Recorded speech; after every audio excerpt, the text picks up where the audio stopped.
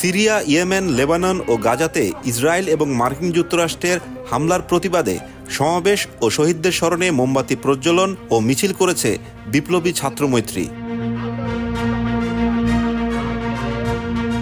ঈদে জামা জুতো অ্যাক্সেসরিজের ডিসকাউন্ট।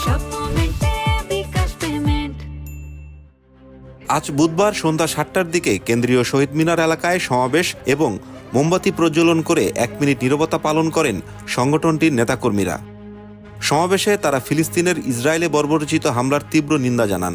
ইসরায়েল বারবার বলছে তারা নাকি সন্ত্রাসী গোষ্ঠী, ফিলিস্তিনের সন্ত্রাসীদেরকে নিশ্চিহ্ন করার জন্য হামলা চালাচ্ছে।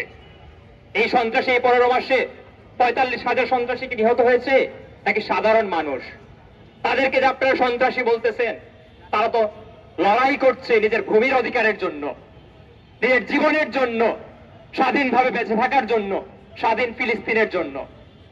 এই স্বাধীন ফিলিস্তিনের জন্য যারা লড়াই করছে তাদেরকে ওই সাম্রাজ্যবাদী গোষ্ঠী, মার্কিন সাম্রাজ্যবাদ সহ তার যে সহযোগী গোষ্ঠী আছে, তারা বারবার সন্ত্রাসী সন্ত্রাসী বলে আখ্যা করতে চায়। সমাবেশ শেষে কেন্দ্রীয় শহীদ মিনার এলাকা থেকে একটি মিছিল নিয়ে ঢাকা বিশ্ববিদ্যালয়ের ক্যাম্পাসের বিভিন্ন সড়ক প্রদক্ষিণ করে টিএসসি রাজু ভাস্কর্যের সামনে গিয়ে তারা মিছিল শেষ করেন।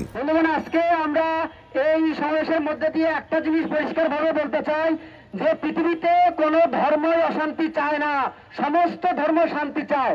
ফলে ফিলিস্তিন বা মধ্যপ্রাচ্যের যে আজকের যে যুদ্ধ, সেটাকে ধর্মের যুদ্ধ বলে আখ্যা দিয়ে এটার মীমাংসা আপনারা পাবেন না।